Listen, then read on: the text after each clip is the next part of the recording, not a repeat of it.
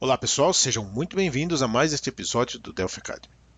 No episódio de hoje vamos falar sobre datasets em memória, fazendo uso do FireDAC Maintable. Meu nome é Fernando Risato, sou consultor de embarcadeiro para a América Latina. Esta é a nossa agenda, vamos explorar tanto em design quanto em runtime, como você cria e configura e carrega dados em um Maintable, né? E nos aprofundar um pouco nos métodos do FireDAC Maintable, então compreender aí as diferenças que existem entre o copy dataset e simplesmente a atribuição do data, que é a massa de dados, né, do client dataset, como operar com o clone cursor, algumas dicas de otimização de performance e aplicações comuns para o Maintable, né, aplicações, áreas da ferramenta ou de projetos onde você normalmente vai utilizar o Maintable. Então, iniciando por a criação, né, e o preenchimento de um dataset em memória. Antes de efetivamente olhar para esse código, eu vou passar aqui para a ideia do produto, vou criar um projeto VCL tradicional, e vamos explorar as opções que nós temos em Design Time, né? Então isso é muito bom para protótipo de aplicação. Eu vou tomar aqui um Maintable, por exemplo, e um Data Source, então vamos usar aqui a construção tradicional, um projeto VCL, né? Nesse Maintable, eu vou trazer aqui também um grid, ok? E nesse Maintable, botão direito, você tem um Load From File. Load From File, lá nos seus samples do Delphi, você vai encontrar alguns exemplos, mas basicamente ele tem suporte a alguns formatos como XML, JSON e binário. Eu vou iniciar aqui por um binário. Vamos escolher aqui, por exemplo, esse client dataset, esse dataset de clientes, e carregá-lo aqui no Maintable, né? O nosso grid ele está conectado aqui no Data Source, então nesse momento você já tem dados em tempo de design. Basicamente a gente carregou em tempo de design o dataset, né? Se eu vier aqui nos Fields Editors, eu tenho como criar os campos, né, e configurá-los e tudo mais. Então isso demonstra como é possível então carregar, né, um dataset mesmo em Design Time e exibir os dados, e aí você pode utilizar isso para montar de um protótipo de uma aplicação. Uma outra possibilidade eu posso, vamos limpar aqui o dataset, né? Uma outra possibilidade, eu posso utilizar um assign do dataset e atribuir um dataset ao outro. Então isso é outra possibilidade aqui do Maintable, né? Então tomar aqui, por exemplo, um dataset aqui do Interbase, uma tabela qualquer. Temos aqui, por exemplo, o Employee, né? Então aqui eu tenho um dataset. Se nós adicionarmos aqui os fields e ativarmos ela, então nesse momento ela já contém dados. Esse dataset é uma query conectada ao banco.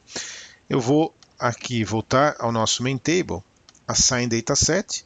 Você escolhe um dataset aqui que esteja disponível, então, ok.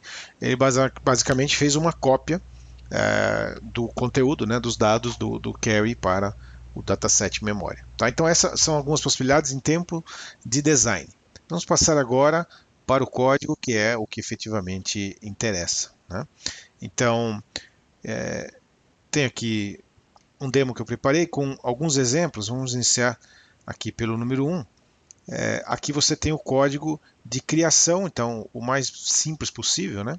Estou fazendo a definição dos fields, né? Isso você tem possibilidade de definir, né, qualquer quantidade de fields e tipos de dados, e aí num for atribuindo dados aí aleatórios ao Maintable só para mostrar isso funcionando, né? Então, criação dos fields e aí o preenchimento. Obviamente isso daqui pode ser resultado de uma integração de dados, de um EDI que você está construindo, qualquer outra coisa assim. Nós vamos ter num episódio futuro também o ETL do FireDAC, onde você pode importar, por exemplo, arquivos CSV e outros formatos, né? Então, e usar o SQL local, né, o local SQL para fazer query em dados que estão, por exemplo, em arquivos Flatfile, esse tipo de coisa. Isso nos episódios futuros. Então aqui basicamente estou preenchendo o dataset. Se nós executarmos aqui a aplicação, tá? Ele gerou aqui 1000 linhas, ou seja que a performance é bastante interessante, né? Mas nós vamos ver como ainda melhorar essa performance. Então esse é o primeiro exemplo, tá? Depois, formatos de persistência, né? Seja design ou runtime, né? Vamos focar aqui mais em código, mais em runtime. Então, você tem alguns métodos no dataset, no main table, que são save to file e load from file. Isso permite que você salve os arquivos, o conteúdo do dataset num arquivo local, né? E com estes formatos que aqui embaixo estão. Essas são as possibilidades. O JSON é bastante utilizado porque é um standard, né? Mas o binário ele é o mais eficiente e ocupa menos espaço, por razões óbvias, né? Mas também é possível fazer um save to string, ou seja, eu jogo os dados para um string de memória e faço um load, por exemplo, de um string de memória dos dados. Então, esse é o princípio, por exemplo, nós vamos ver mais à frente, esse é o princípio do reflection do FireDAC, né? Então, para exemplificar isso daqui, aqui nesse segundo exemplo, nós temos, usando os datasets aqui dessa segunda linha, nós temos aqui um load from file. Então, basicamente, vai escolher um dataset carregar em tempo de execução. Nós temos um save to file. Temos aqui também um exemplo com string. Então, deixa eu executar esse cara. Então, aqui eu vou carregar um arquivo que encontra-se aqui os exemplos que nós preparamos. Então, vou escolher aqui o BioLife XML, né? Ele vai carregar esse cara aqui em memória. No main table, né, eu posso fazer aqui alterações e fazer um save to file. Então, vamos criar aqui um outro nome, por exemplo, versão 2. Né? Então, salvamos para um arquivo. Se nós recarregarmos a versão original, não tem alteração, porém, se recarregarmos a versão V2, tem aqui a alteração. O mesmo vale para o string. Então, o string, basicamente, ele cria a string aqui no momento de salvar e faz um save to string. Eu estou usando aqui o formato binário, né? E ao carregar, se o string não está vazio, ele posiciona a string na posição 0 e faz um load from string. Então, esse string naturalmente está declarado aqui na classe, tá? É um memory string. Então, executando esse cara, eu vou novamente carregar aqui o dataset. Okay? Vou inicialmente fazer um save to string. Então, isso foi para a memória, lá no string, ó, fechei o dataset. Load string, ele carregou da memória o dataset. Então, isso operações, né, em runtime para que você possa carregar, salvar, persistir o estado e recuperar os dados de um main table. Tá? Outros métodos que são interessantes do main table, né? O copy dataset e a atribuição do data. Então, algumas diferenças entre esses dois métodos, né? Primeiro que o copy dataset, a função dele é copiar os registros de um dataset de origem, né, o source, para o dataset o qual está invocando o método copy dataset. Ele funciona mais como uma sincronização de datasets, ou seja, com o copy dataset você especifica ali as condições e vai copiar os dados efetivamente do dataset de origem, né, do source, para esse dataset de destino. E ele pode ser usado com outros datasets. Então, por exemplo, eu posso ter lá, sei lá, um dataset do DB Express e é possível fazer um copy dataset usando esse dataset do DB Express como origem, porque ele faz a varredura do dataset num processo tradicional. Basicamente, ele automatiza isso para você. O ponto data, ou seja, a atribuição do conteúdo do dataset direto, somente pode ser usado com datasets FireDAC. Outra diferença é que o copy dataset ele dispara os eventos. Então, quando eu estou copiando, fazendo um copy dataset, é como se eu estivesse fazendo ali um while, varrendo os registros e fazendo insert, post, ele vai disparar todos os eventos. Já o data não, ele simplesmente atribui a massa de dados. Tá? Outra diferença é que o copy dataset basicamente atribui os valores atuais, enquanto o data ele vai preservar o delta, né? Ele vai manter o estado, vai quais registros forem inseridos, deletados, todo o delta continua vivo quando você faz a atribuição do ponto data. Tá? E naturalmente, por não disparar os eventos, etc., o ponto data é mais rápido que o copy dataset. Então, olhando aqui para o código, o que nós temos aqui? São esses datasets aqui que nós vamos trabalhar, né? Então, eu tenho um create. Esse create basicamente vai definir aqui um dataset com três atributos, né? E está inserindo aqui 1000 linhas, tá? Então, passando aqui um parâmetro para inserir 1000 linhas, está gerando 1000 linhas de dados ali só para que nós possamos utilizar como exemplo. E aí eu vou fazer o copy dataset, tá? E eu já explico isso daqui. O copy dataset, então, ele recebe como origem, né, o main table 3, que é aquele main table que está carregado, e eu estou pedindo para ele copiar a estrutura.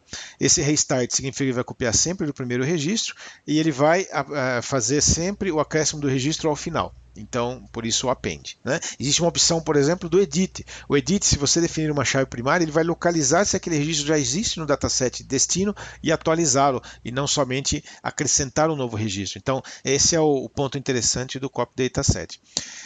E na outra opção, da cópia do data, você simplesmente faz essa atribuição aqui, ó. Ponto data do main 4, do main table 4 recebe o data do main table 3, é uma atribuição direta.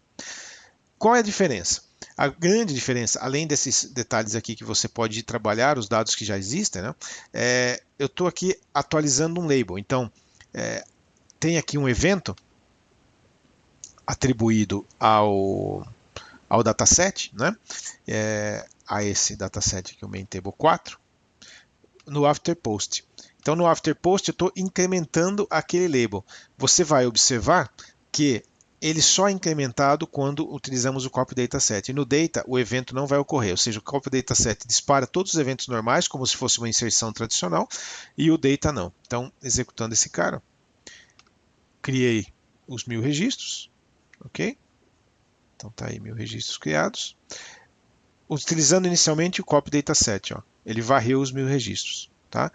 Vou fechar, utilizando o data, ele não fez nada, não dispara o evento. Porém, a performance, como você pode ver, do data é quase instantâneo. Né? Num volume maior de dados, isso vai fazer uma diferença maior, obviamente. Então, isso quanto a copy dataset versus a atribuição do data. Outro recurso interessante é o clone cursor. Diferente do copy, o clone cursor ele compartilha o conteúdo do dataset. Então, na verdade, os dois datasets estão olhando para o mesmo espaço de memória. Tá? E aí você tem algumas propriedades aqui para dizer se você quer manter ou não as propriedades da origem no destino. Tá? Então, para exemplificar esse cara, ó, eu tenho aqui um novo load. Né? Eu vou carregar um dataset lá dos meus exemplos. Okay? E depois eu vou fazer um clone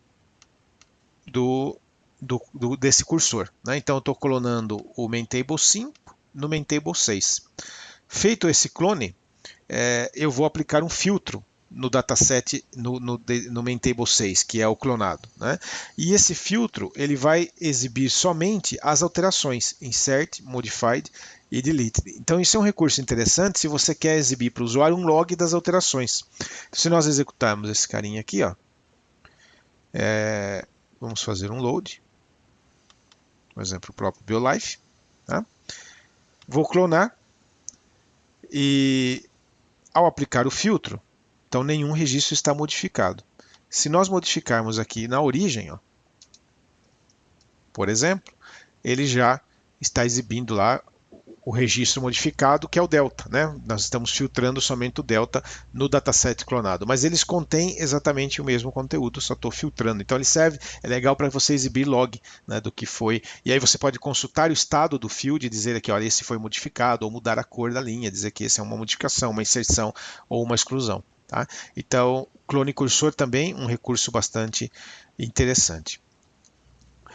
E com relação à performance, essa é uma formulinha para você ganhar performance quando você precisa fazer inserts ou atualizações de grande quantidade no main table. Então, aqui ele está setando algumas propriedades, especialmente aqui você pode dizer para ele não fazer log das alterações, então você vai ganhar tempo, né?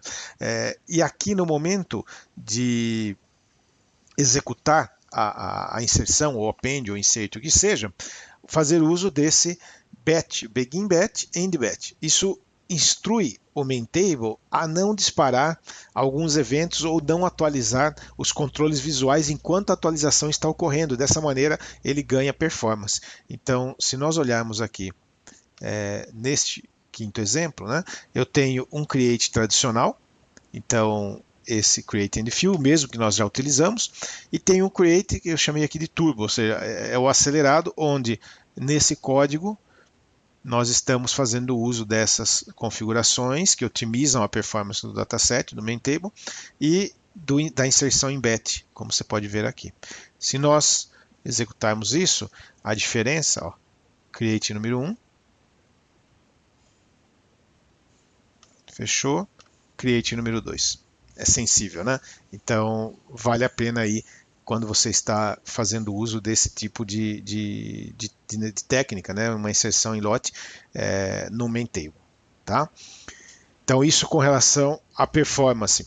Algumas aplicações comuns para main table, né? Então, você vai encontrar o main table em várias áreas do produto, em vários tipos de projeto. Uma delas é a utilização em DataSnap. Então, quando você está fazendo uso do FireDAC no DataSnap, né, com o Reflection, você faz uso extensivo do main table no lado cliente. Então, aqui eu coloquei um link de um tutorial de como implementar um primeiro exemplo aí no DataSnap com FireDAC full de ambos os lados, né, no server do cliente, e aqui a referência do Reflection, que é onde você vai entender como é que o main table é utilizado. E outra utilização é como um adapter através do JSON Dataset Adapter. Isso nós já vimos em um dos episódios aí do Academy. Se você não viu esse, está lá na nossa biblioteca, né? Vocês vão receber o link hoje aí do playlist.